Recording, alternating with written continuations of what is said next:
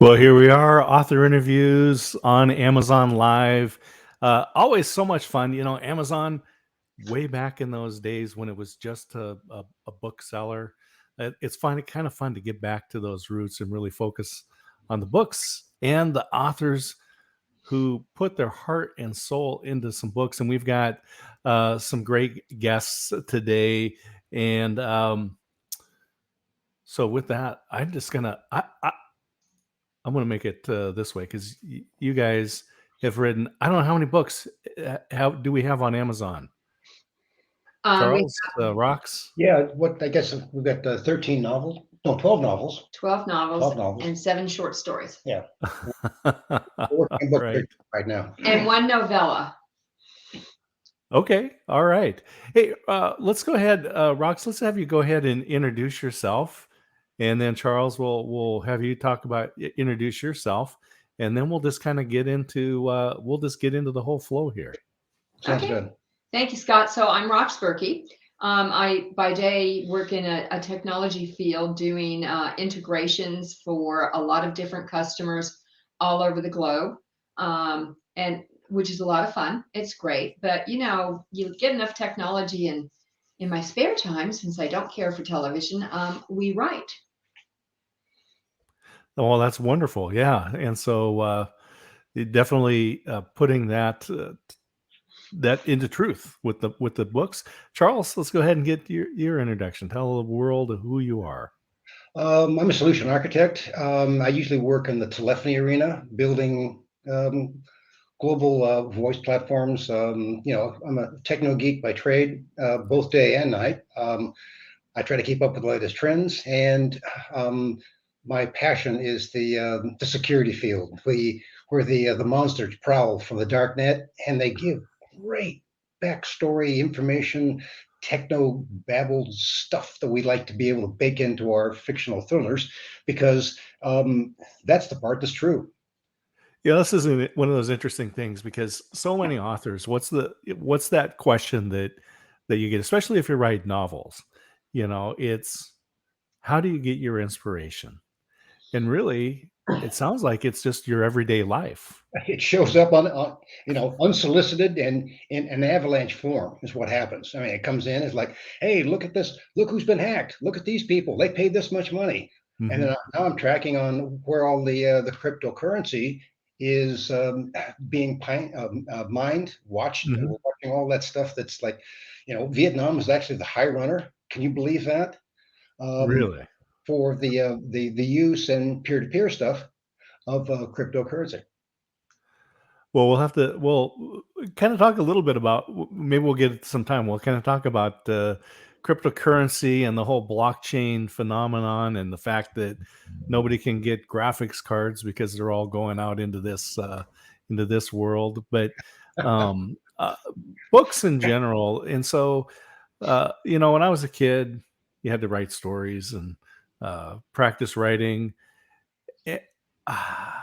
Not something I was really interested in. What about you guys? Was it something early in your life that took hold, or did it come later? You know, I'm one of those kids in high school that wrote poetry because it was romantic and it was fun. So I did a lot of that. I also wrote some short stories. Mm-hmm. And so I always liked writing. In my business career, I started with writing technical papers and white papers and those kinds of instruments to convey information to people. So Yeah. Charles, much more interesting writing background now. Yeah, He got in trouble. I got in trouble. Like you, it's like, okay, we want you to learn about corporate business and how to be able to write. So, being the entrepreneur that I was, we put together an underground newspaper in the high school, to much chagrin to the teachers. Like, did you have to say that? I mean, these observate. Anyway, fast forward to the day that we're in a consulting role with Nortel, and Rox and I were typically sent out to be able to do business analysis, the write-ups, and I guess I never outran my shady past, because I once wrote an analysis for what's wrong with the business for and I still can't tell you who it is, but it was a large, well-known federal organization that said, "This is great stuff. Don't print it. No, you can't. Don't tell anybody what this is or where you got it, and don't give it to the people that you're writing about." I'm like, "Well, that's not fair. This is pretty cool stuff." He goes, "Yep, we'll be embarrassed and drummed out of our roles." So, it's about that point in time I thought, you can use this as a weapon, Charles. I mean, all I is somebody to help aim it, and voila, she is introduced and said, "Here, come on, let's go do some technical fiction." The other reason Technical fiction. Yeah, we had written technology books, a couple of technology books at the request of a couple of publishers. But technology's moving so darn fast that they were old before they ever really got off the ground. So Charles didn't want to write anymore. So I noodled around with the first book in the series and came up with, I don't know, a good dozen chapters maybe. And I took it over to him. I said, "Hey, how would you like to write fiction and we can kill people?" He was in.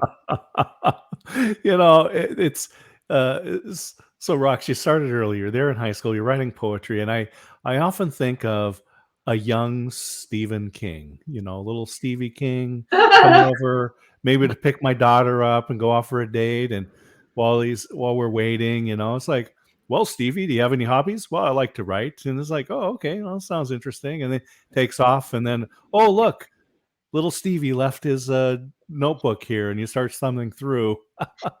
Would have been frightening for a parent at that point. Absolutely. Yeah. That time that I was in talking to Stephen King, and he said, "What I like to do is I like to paint this beautiful picture, reality, flowers, everything, the way that you'd imagine it, and then I release the monsters." Yes. Now, I wasn't really talking directly to him. I was in an auditorium with 3,000 other people, and he wasn't really talking to me. But you get the picture, right? I mean, it's still the same concept. Oh yeah. Yeah. No, that's great. That the process. I think part of the process, and I want to talk a little bit about some of the storylines that you have in your books, but also, but it's a lot of this process, because uh, part of the author interview series, and we have highlighted the enigma factor in there. So I want to encourage people again that here we are on Amazon Live. We've got our authors. You can ask questions live right now here in the chat, and we'll talk about it. So we've got Charles, we've got Rox, we've got a lot of their books. Make sure you click on those, and best thing to do is add to cart. Hey, and the holiday season is coming up. It's Christmas time. It's gift giving time. And I can't think of something better than a book for someone. Transport them in. But let's talk about the process, because like Isaac Asimov, one of the things that he talked about was, he said he always knew for his stories, he knew the beginning and the end. And he just kind of, as an author, took the journey with his characters. And you're talking about Stephen King releasing the beasts in this beautiful sceneries. Charles, what about you and Rox? What's the process? Especially here you are, just to remind people that you're not a couple. You are separate households. So writing, but you have obviously written a lot of books. So you have a collaboration process. But let's talk about the process. So we have a patent pending technique we call literary ping pong. Um, I I'll love it. I'll wake up one morning and go, I have an idea, Mm, and I'll whack on it about 2 hours, and then and I'll shoot it over to Rox, and she'll take a look at it and either say, okay, we can. This is within grasping terms, or she'll say, what were you thinking? Can we go back to where you didn't lose me in the bakery? Because that's our favorite phrase. Let the other one know that I'm not tracking on this. So, but it's a polishing effort back and mm, the character smithing and sometimes I'll be honest, we don't know how the end is going to show up because as we're mhm, going through, we'll see, oh, look at this. Here's an idea. Well, and the characters talk to us, so we may think they're going to go over, over here, and then they decide they want to go over there, and trust me, they will go over there. But we keep, we're kind of strange. A lot of people use storyboards and post-its, and they mhm. have their walls covered with we use a spreadsheet. Every kid, Of course you do. You're technical people. You live in that environment, so of course you use a spreadsheet to track your book. yeah, we track all the characters, we track all the plot lines, we track Mhm, all the significant places because the novels themselves occur in places all over the world. Because mm, of our travels, we have a lot of international experience that way. So we keep track of everything that way. We're not like totally confused. Um, but we do go back and forth. And we do that as a polishing effort, but also to try and get the books to sound like a single voice. So mhm. when it's two people, it's hard to sound Right. like a single Yeah. voice. Yeah. Even our editor says, which one of you wrote this? It's like, yeah. So we don't. Those are trade secrets, so we don't divulge that even to the world. Well, I like that you're, again, using the spreadsheet to track all this stuff. And I think it's just perfect with who you are as humans. And I was thinking about Conan Doyle and writing the Sherlock Holmes books, where one night or one scene, it's sunny and daylight, and you turn the page and it's night and raining because he obviously wasn't using a spreadsheet to track his work. Yeah. But that's kind of the process. We try to plot out where we want the story to go in general. It gets modified because of characters, because of circumstances, because he comes up with an idea that really has a lot of merit going into something we weren't planning for. So Mhm. Yep. So again, I just remind everyone, click on the books in the carousel. We've got quite a number of them in there, and you can take a look. But let's talk then about the storylines and the characters. And you've got this series running. There's some themes. So let's kind of talk about that without giving anything away, because we do want people to enjoy the page turning. Yeah. Now, and just to make sure that we articulate this correctly, each of the books is part of the series. That is a true statement, but they are written, and we're maniacal about this. They're each one written to be a standalone book. So if I only get you for one book, Hmm. you're going to enjoy it. You're not going to say, "Rats! Why can't I have gotten the other 8 books and ahead of this? Is it richer that way?" Yeah. Okay. Hmm. No, point taken. But you can still enjoy each one of the books. And we started off with identity theft. And each one, and we hit on this concept of let's take a particular theme, Hmm. research it with the stuff that we see day in, day out, come across our PCs and email blasts. And then we stepped off into, a couple of bad boys that wanted to cloak their illegal moving business, moving drug lords.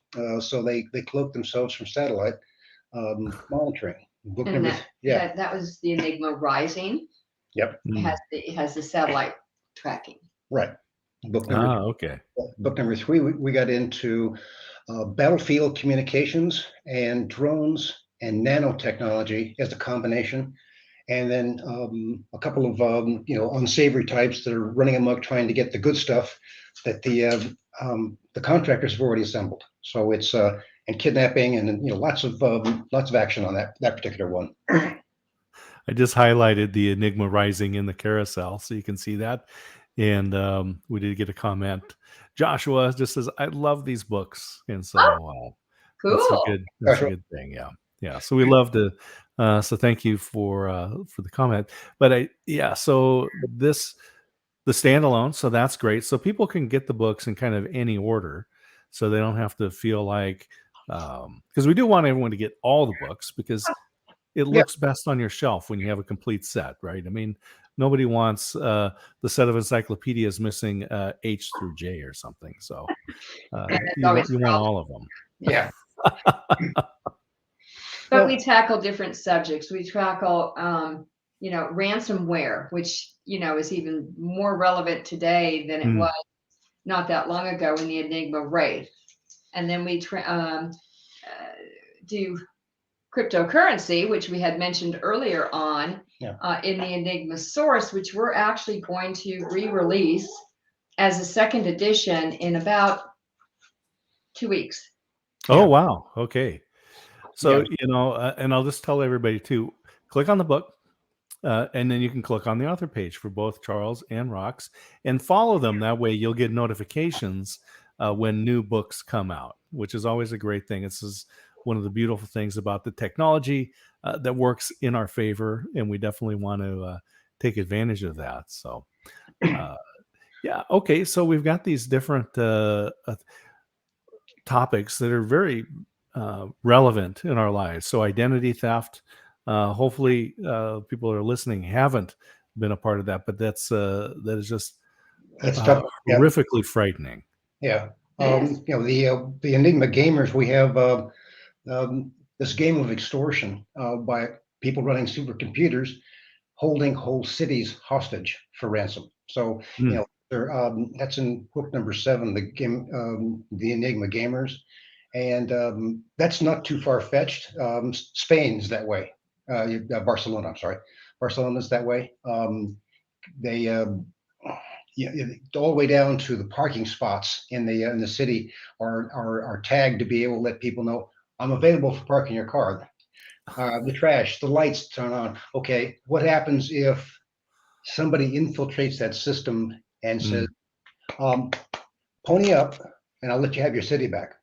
So we do that in a couple of different scenarios, and it's Rox is right. We started that concept with a Virulent software prototype in book 4, the Enigma Wraith, and that's where we got kind of interested in. Okay, what exactly can you do with this? Well, you can take a whole hydroelectric dam offline. You can foul up all the supply systems for a NATO scramble.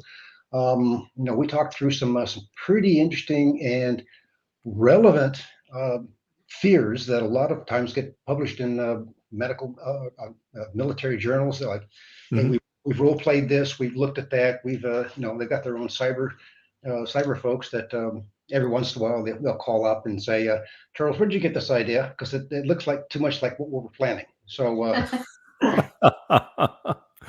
interesting about the novels is that people have kind of often tagged them as science fiction, which is one of the reasons that we're going back through and doing, second editions. One, because we've learned how to write better, but also to change some of the covers. And that's because they did kind of have, at that point in time, a look of science fiction, but it's more of science fact.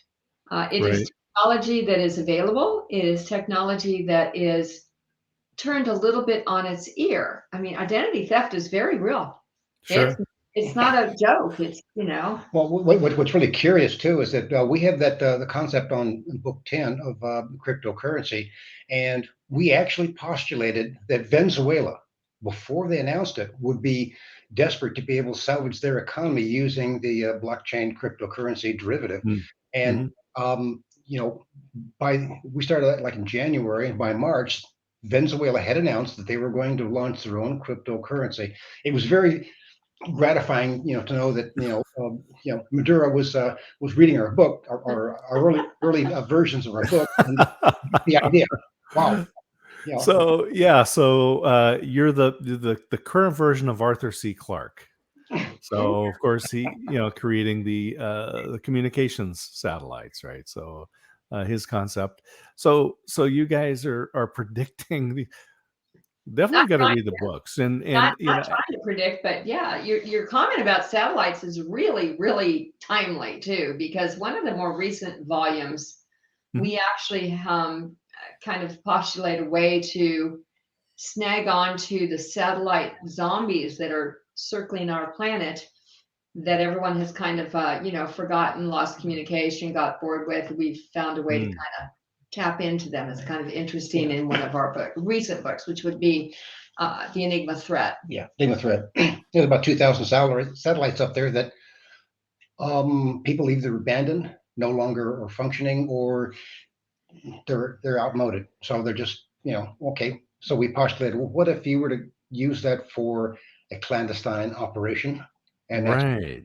that's I'm what we gonna want to highlight the Enigma threat in there because I think there's a lot more technology out there that we're unaware of, that someone in your position that kind of lives and breathes it, and has uh, your career has followed a lot of this evolution, and as things come and go. So cassette tapes and 8 tracks, right? We don't use those much anymore, but they're still around, and that information is out there. There's these satellites, as you've mentioned, that are disused or dissociated from their original purposes, and there's a lot of fiber optic cable that's laid around out that Yep. there's opportunities there. So you guys, because of you have this understanding, you can think of what could someone do for good or for yeah. ill. Yeah. Yeah. Well, Yep. we have the cyber good guys fighting against the cyber thugs. Okay, that's Yeah. That's where we got started with this. It was the cyber good guys assembling the team, or Mhm. the next generation of the team, I should say, because they basically we start off really in our mythology in World War II, 1939, with Mhm. the invasion of Poland. We postulated the Poles grabbed the Enigma copy an actual version of the Enigma machine, which the Right. Germans used for their enciphering, encrypting their battle plans to be able to transmit back and forth, and nobody was able to hack it at that point in time. We Mhm. postulated that they grabbed it, put the put the original on the plane going to London, the last plane to London from Warsaw, but they made a copy before they gave it to the Brits, and they decided they would also fight tyranny and learn Mhm. the secrets of the Enigma machine. And that's the beginning of the R group dynasty, information dynasty. Interesting. Yeah. it's also part of what we highlight in the novella called Out of Poland. So, Mhm. most of the stories are current day, period, but they have references that fall back to the noble honor and morality of that period of time by the founding Yeah. fathers of the R group. And so each generation is taught the the moral high ground, the Mhm. ethics. Here's how the decisions, and here's where we stop them. Here's where we do combat to be able to rescue the everyday folks that are like, what happened to my bank account? It's all empty. Where did it all go? So we do have a question, and it's how long does each book take you from start to finish? And this is an interesting one because you have two factors, right? You have two people, which means you can write twice as fast, but then you also have to collaborate, as you say, send it back and forth, and kind of polish each other's up. So does it take faster, shorter? Tell us about that process. Early on, when we were first coming up with the ideas, they actually ran about 8 months from start to publish. Um, Wow. because Okay. the ideas were so exciting, the characters were so exciting, they were talking, talking, talking, talking. Um, Now it's probably about a year to 14 months. Hmm. We've kind of changed the strategy on releasing books. We've been doing the second editions, which has taken up some time as well. Sure. Mhm. So wouldn't you say that's about right? I think statistically we had like 2.2 books a year up through about book 10. Okay. Okay. That's great. Now, We can pull this from the spreadsheet. So, Yeah, and then what we started doing is it was intoxicating doing the short stories that are in a lot of cases are backstories, things that didn't fit into the novel that we say, okay, this pair of this couple, where'd they come from? How did they get to be at this stage in their lives? And and it made sense to be able to say, well, let's go explore them. So those turned into fun events, because they're just, so if you count those in with the main novels that we do on an mhm. annual basis now, it's probably still close to about 2.2, 2.1, novels a year. So Yeah. with the kind of quality we want to turn out, the research that goes in, sometimes it's sporadic and sometimes it's like we're going to dig into this one a lot and then give the Yep. answer. Um, And we and do you ever you talk about traveling too.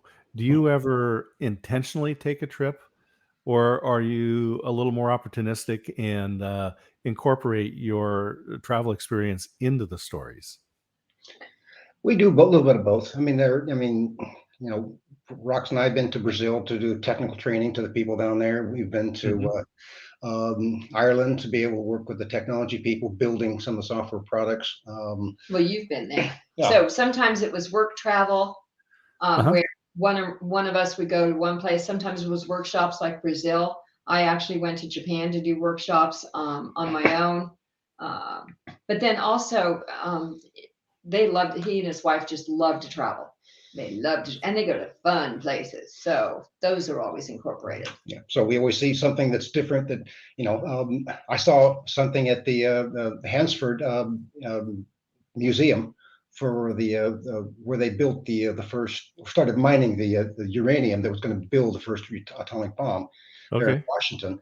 And I turned around and this gal is snapping pictures of the diagram of the atomic bomb, and I'm like, wouldn't it be cool if this was a clandestine operation and she's gathering information to be able to help feed this to the psychotics that want to be, ooh, next book. I need a moment here, and I'm running around looking for my crayon and my big cheap tablet, to be able to write all this stuff down. And I sent it to her, with some notes, and she goes, "We need to talk."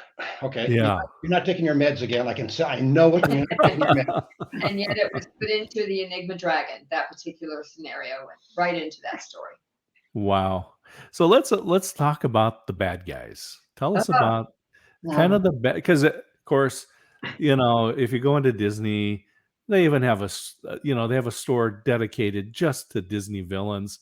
We Mhm. love our villains. Absolutely. So we've got the what would be your favorite villain? What would you and that we try not to make them we too. have two different kinds of villains. We Yeah. have villains that end up, gosh, they just aren't with us anymore because Okay. Mhm. they were that good. Remember the part where I said we could kill people? Yeah, they fall into that category. Then there are the redeeming villains because we have them in more than one story perhaps, and they have some redeeming quality that says, I really could be good. If you just let me be good, I could be good. So we have a Mm, couple of those. So I don't know Yeah. that a couple that were deliciously evil, and we won't tell you whether they're living or dead by the end of the series. Right that's right. now, That's right. was a chairman Chang in China who just seems to be thinking of everything evil that he can do to take advantage and to line his own pockets. He's been wonderful in Mhm. several books. Yeah. Mm. And we have full representation for the Russians. We've got a Russian cyber czar mobster. He's a mobster by night, and he works for the government during the day. It's not a big stretch, but you give a character behind them, and it's like, okay, um, there was one that we built that he was very complex, very complex bad guy that one reviewer actually said I didn't want to like him. Mm. I couldn't help it myself. I didn't want to like him, but I did. I felt sorry for him. I felt sorry for that guy. And like, that's probably the best compliment I think I've ever read about our work. I mean, we've had a lot of good compliments. Don't get me wrong, but Yeah. that one was like that character got through somebody's emotional armor and Hmm. Hmm. made them regret that this guy was having a bad time. So we take that kind of feedback very, very seriously. Yeah, it's I was thinking Tom Clancy. Uh, eh, he would write these characters, and you'd start getting this backstory. You start getting, and then you turn the page, and then they're dead because you're thinking, oh, this person's going to be carried on, and I just wonder, as a writer, do you get attached to the characters as well as you're developing them, even knowing that they're going to not be with us? Yeah, actually, to the point that it's wonderful to kill them in the story because I mean, I know it sounds really cold, but I won't go to jail for this, so I can be transparent. Yes. Um, they are not redeemable in that they only have one focus, and that is to be evil, evil, evil, evil, evil. They don't have Mm, redeeming qualities. They just want to be bad. They want to right. take and they want to walk over people, and we're everybody can be walked over. We all have somebody that's walked over us in our life. It's the way of the world. But some people just continue to do it and take advantage. And so Mhm. those are the ones that, yeah, I mean, you get attached to them and you want to have it be a delicious demise. Mm, And right. sometimes they can be very sorrowful. One of the femme fatales that it looked like there was nothing that this person could do. And we had one of our good friends. She's consumed all of our books, and she said, "I don't know how you keep this person around." And she started off with book 4, and by book 6, she's like, "I just love her. She's wonderful." So her character morphed over a couple of books. So Mhm. it was she'd earned that right to be able to live on. And for anyone that's ever taken like a creative writing course, we talk about the hero's journey, Yeah. and so let's talk about the the heroes of the story now, and then we kind of talk about this character development as well.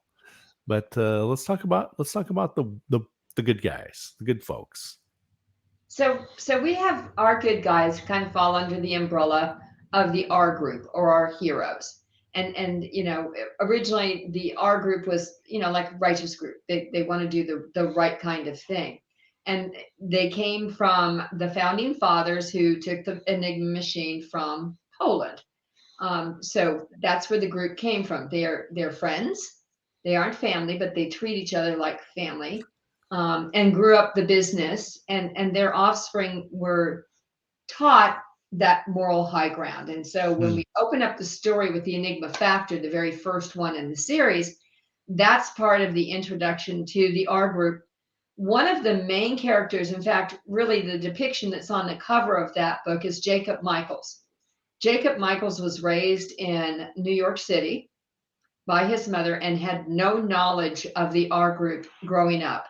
But he was trained by his mother, who was a technologist, in a certain fashion. He's multilingual. He's very studious to the almost to the exclusion of social life.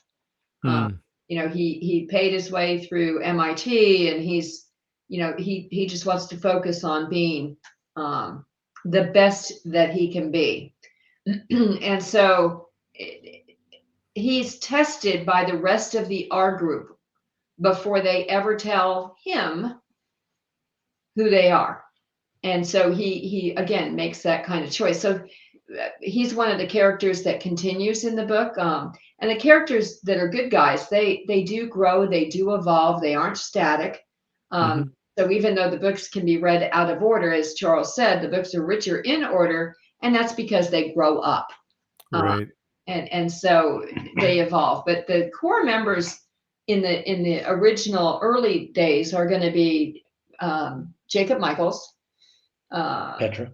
Petra Wondowski, and Quip, and Julie. Those would be the primary characters. And Quip is a really fun character because he creates the group's supercomputer, which, by the way, the supercomputer has its very own name. Yeah, Ichabod. Now, Okay. All right. one of the things we do throughout the stories is we poke fun at the technology that the world that we work in, because we use acronyms all the time. And Sure. so we started off with, okay, let's have a supercomputer.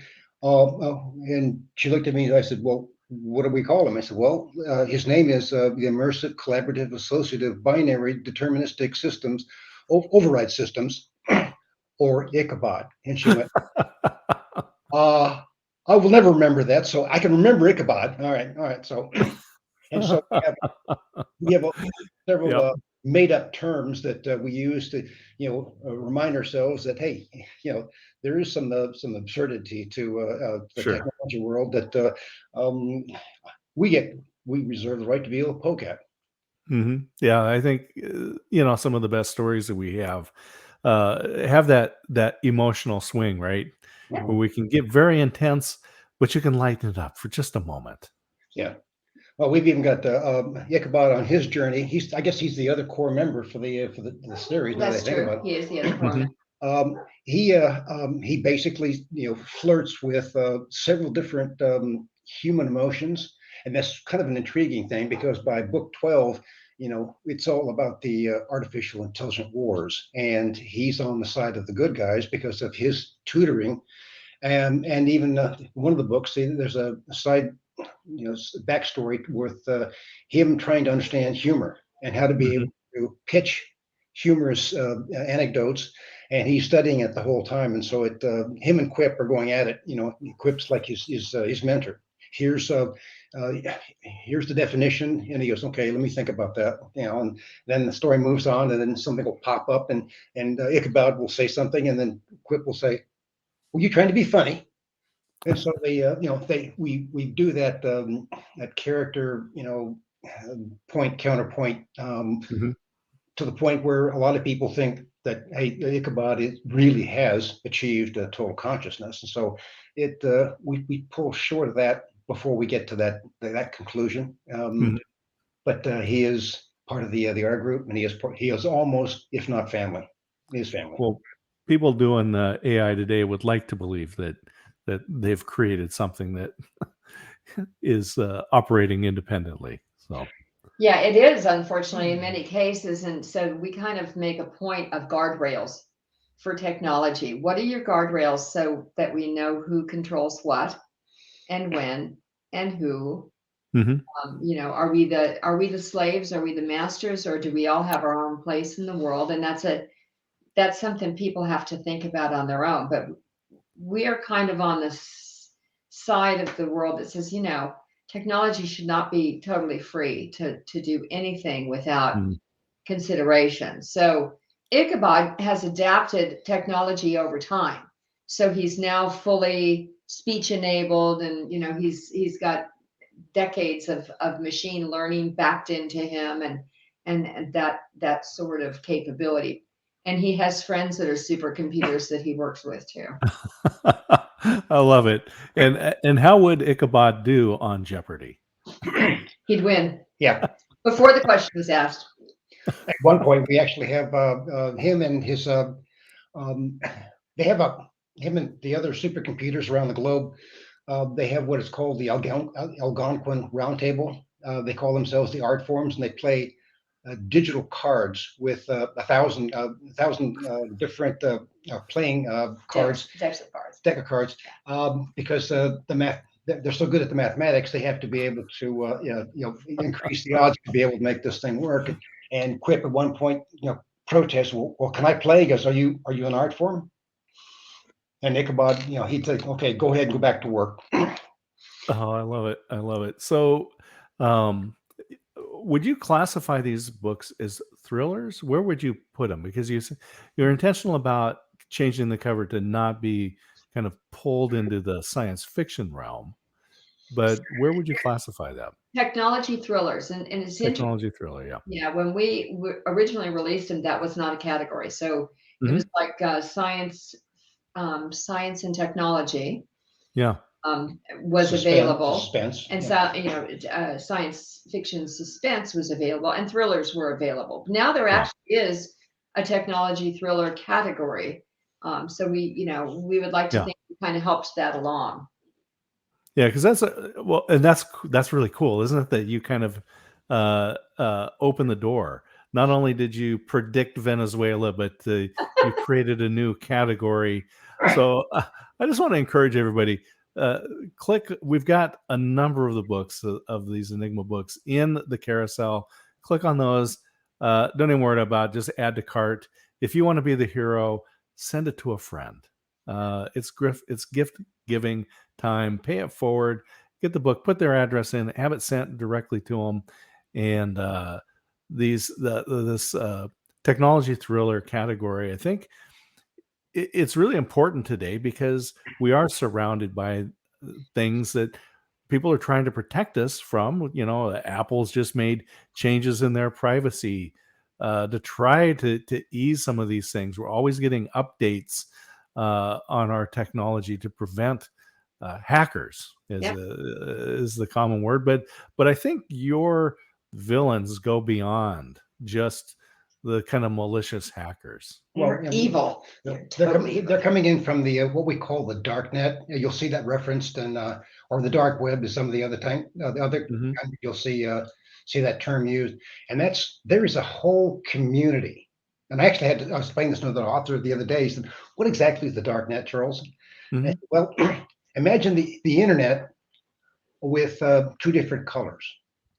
We've got the internet that you and I are, Mhm. understand. We know how to be able to navigate. I can go to Amazon, click and buy stuff. I can shop for whatever I want. Um, there is also an organization, a subset out there that you can't quite get to, Mhm. but it holds its own forums out there on the internet.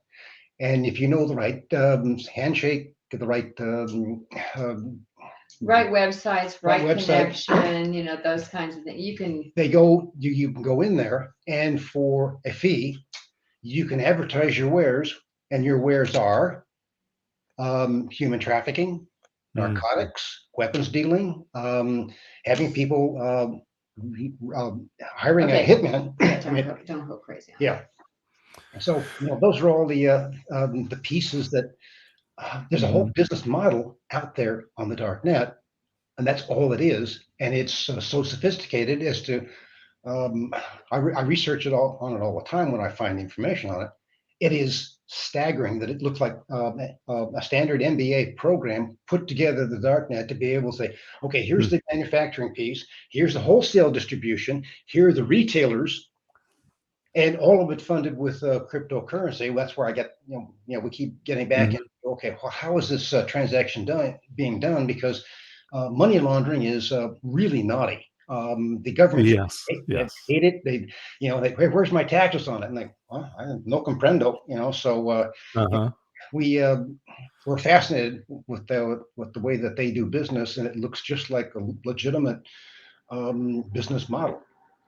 Wow, this is so I think we hear these terms like dark web, and those of us that are not versed in what that really means, I think probably the naivete is uh, harsh for us.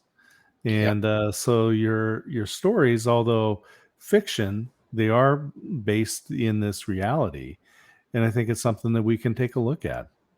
Yeah, it can be really scary for a lot of different reasons for people, which is why we kind of put categories with each of the books, like identity theft with the first one and so forth. Hmm. We even take one of the books and postulate how to be able to predict the future. It's in book number 5, The Enigma Stolen.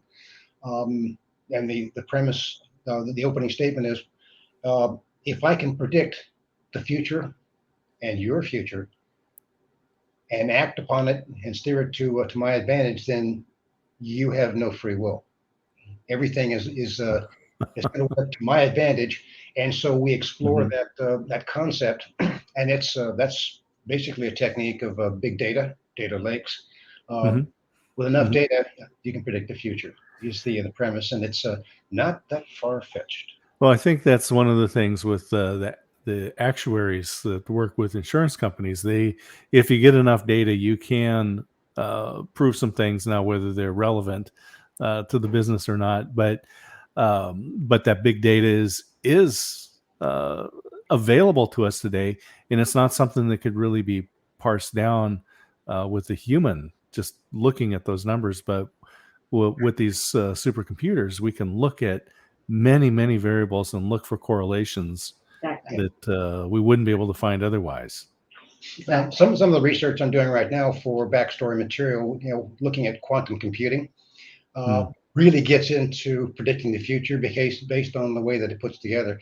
Um, I confess I'm not as well versed on quantum computing and quantum networking as I'd like to be, but that's something that's I find that's about 10 years out before it starts showing up Mhm. as here's a usable model to be able to do exactly that, predict the outcomes for several different scenarios. The Mhm. funny part about that is quantum computing. If you try to use one of these things to be able to run a spreadsheet, it won't. It's not designed to do that. That's not what it does. I mean, that you Right. got Yeah. more smarts to be able to run a spreadsheet than a quantum computer. So it's like, So you can't use it to track your book progress. No, it's that we've been trying to figure out that problem. It's yeah, one of the big. What can we do? yeah, Yeah. Well, one of the is we talked about you're saying that you're changing the covers, and I'll just say it's kind of it seems brave to me to go back and do second editions or extra later editions of a novel, and because there's so much more that obviously you guys are putting out new content. Yeah. But going back and changing it so that it doesn't fit within science fiction, but or isn't confused with science fiction. One of the things about science fiction is it's been a way for us to explore social issues in a way that is a little bit not firsthand. It's a little bit removed, so that we can discuss these things. yeah. Um, is this something that you want to do within these technical thrillers, No, or do you really, stay away from that? social issues, not so much other than, general good versus evil, evil Hmm. intent and good intent. You know, we are all people, and we have that basic premise. We are all people. We're not labels. We're just people. But we do have underlying. Are you really kind of for the good, or are you really walking that path that's not good? So Hmm. that we do. We stay away from at least some of the major social issues, of course. We're storytellers, And to be blunt. Yeah. I mean that's what we want to be able to. We want to entertain. Hmm. We want to have the plots make sense. What is it that is it Arthur C. Clarke or Dan Brown that said the difference between fiction and nonfiction is that fiction has to make sense. So I love that quote. That's great. You Yeah, know, I would put you in the Tolkien realm then, because his contemporary C.S. Lewis loved the allegory, right? Loved to be able to yeah. use the stories to promote ideas, whereas I think Tolkien actually said he hated it, that he just strictly wanted to be a good storyteller. Yeah, yeah. Now, you did ask an earlier question about some of the work that we're putting out. Part of why we've slowed down on the just one novel a year, is Mhm. that we got really interested in jazz by doing audibles, Oh yes, uh-huh. and the audibles were kind of a surprise. I'll be blunt. Got that first when Roxanne gave me her first four most terrifying words in her vocabulary of "I have an idea." Um, uh, Yes, definitely. yeah, we started. Nothing more frightening than an idea. Yeah, from either of us. I mean, there it is. And we got got involved with it, and it was quite surprising because there's a lot of Mhm. people that say, "Oh, I don't read anymore. No, no, no." I said, "Well, well, why not? Well, I got a 90-minute drive I got to do. I got this, that, and the other. And I just don't have time to read. I said, can you listen? Hmm. And that's where we kind of got that. Okay. Now, when we say Audible, let's be very clear. I mean, it isn't us reading it. I mean, that's like, no. Hmm. This is a voice actor coming Right. through, and we spent a lot of time with him, chronicling using the spreadsheet. Okay, fair. There it is. Right. Here are the characters. Here are the voice inflections that we recommend. Don't dictate. Right. I'll let him. Right. We let him do that. Here's the accent that we imagine, because here's their nationality, Mm. male, female. Need this one to kind of snarl. This one's needs to have a nice, robust. Those kind of directional statements, and give him some of the flavor of the story. We build those signposts for him to be able to be creative, and it's Mhm. obviously worked, because we won 3 awards for the audibles. Congratulations. Yeah. It's one of the things. So I did put a publication out, and it was shortly after it was out that a friend of mine who was an author said, I make more money on the audible Mm. books than on the written books. And so of course then I recorded that one, and turned it into an Good. audible, which was a fun process. Did you do the voice yourself? Yes, yeah. This is a nonfiction book, and it's interesting because it depends on the author. But uh, when I've talked with poets, I can't imagine somebody else reading their poetry and recording it, um, Yeah. because there's that heart and soul of the poet. But different stories, when I've listened to on Audible, having those actors read it and the different voices, uh, again, yeah, I mean, you're deferring to somebody who that's what they do. Yeah.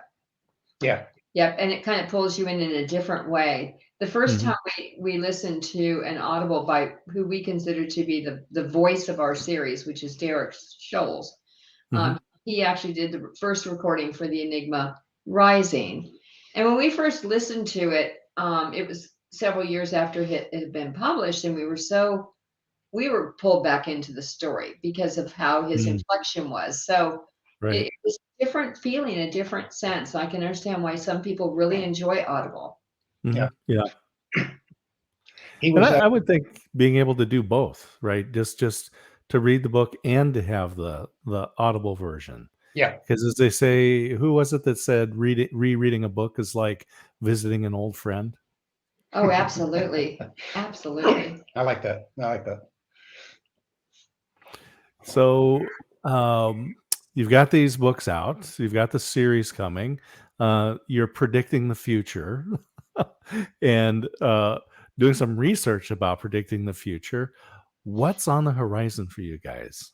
And as we're kind of winding down here, Uh-huh. where can people find you? I mean, obviously we can come to Amazon, but are you out being able to meet the public as some of these restrictions from the pandemic have eased? Tell us what's going on. So we are actually going to go to a festival called the Pecan Festival in a place called Seguin, Texas, on the 30th of October. So anyone who's in Seguin, Texas, we would love to see you, talk with you. Um, People can find our website, enigmaseries.com. And from that particular location, there are book trailers out there for Mm. all the stories, all the novels. We'll even autograph copies if you really want an autograph copy for Christmas. We've been known to be able to do that. We have some wine charms that we have created, so we have lots of things. Yep. I think the phrase is, we got cool stuff. Yeah, there we go. We're on I like Facebook it. as Enigma Series. We're on Twitter as the Enigma Series. So, you can follow us on Instagram, Twitter, Facebook. That's wonderful. And what do we have for looking forward to So what's in coming these up is we have coming year? book number 13, The Enigma Tracer. and it's an interesting compilation of. We're going to be collaborating with another author who's going to write a parallel book to it. So what we'll do is we'll bump the characters up against each other, and again, we're fighting for a noble cause, and Yeah. we'll have to leave it at that. So this sounds like a very interesting concept. So two co-authors writing novels. We kind of talked about that process. Now you're bringing in a third author, but with a different book. This will be should be very exciting. Yeah. It is going to be And exciting. Yeah. yeah, that's a lot of fun. And then we're also working on another one at the same time that's going to be part of a mystery series. So other authors are writing other books in the mystery series, and is called The Enigma Flower. Mm-hmm. Sorry, it took me a minute to remember the name, but it will be out at the end of next summer. So, Wow. Yeah. So you've got just a ton of stuff going on. we try. And you've got jobs on the side. Yeah. I know my hours at my job are pretty full. They run about 50 hours a week. So Yeah. The last thing that we got that's still hanging out there that we're still working on is the screenplay. We do have a screenplay built off the out of Poland novella that we put together. Yeah. Quite proud of it. Different marketplace, different mindset, different rules of engagement, obviously. So Yeah. that's a little bit tougher to be able to get into. Well, it's interesting. I think it was Michael Crichton was criticized by some authors because so many of his books were made into movies. yeah, And he was criticized saying that he writes, he wrote for the visual form, and he just says, no, I write that in a way that it conveys the visual, and so it makes it easy to make a movie out of it. I back that statement up easily. That's quite fair. Yeah. And I think maybe, as you mentioned with Stephen King, just painting these beautiful landscapes that people could walk into. And then he releases the monsters. But well, I'm wishing you well on the screenplay. And I realize that that's a very different world. Yeah. But obviously there's so many channels out there for people to view video content. Obviously here on Amazon, you can tune into a lot, and people are able to release their content, their videos, make their own movies, and release them right into Amazon, which is quite a concept. It really is. I think that, again, technology has opened up so many avenues for people to be creative. And, I guess one of the good things with the pandemic is that people have had time to nurture those skills. If there has to be something good out of the tragedy, that's not a bad thing. Yeah. Agreed. So as we come down to the last bit here, Charles Rocks, just thank you so much for coming on live here on Amazon, and people can watch live here. Of course, we do have the replay available, and so you can watch. And but again, click on the books in the carousel. Add them to your cart. Give them as gifts. Be the hero, and just have a terrifying 2022 looking at all the potentials of these technical thrillers. But again, thank you for being here. And I will just let you guys share a little bit. As you said, I often say this is the greatest time ever to be alive, because you can express yourself in word, in video. And so what words of advice do you have for folks? And then we'll wind it down. I would say that life is good, and it includes a free trip around the sun. Every year. Every single year. No, I think if from an author reader perspective, if you're an author and you want to get something out there, keep trying, keep working at it. You'll find the successful path. If you're a reader, then as an author, the best thing you can do for an author is do a good review. And I don't mean like a 5-star review, though those are preferred, But I mean, do a Honest review review. Yeah. and an honest, fair statement Mhm. about the book, and let the author know, what you like, and that's the best compliment you can give any author. And Good- I good feedback. review bunches of books on Amazon, so trust me, I'm practicing what I preach. I love it. I love it. Well, again, Rox, Charles, thank you so much. And so everyone out there, when you get these books, let the authors know.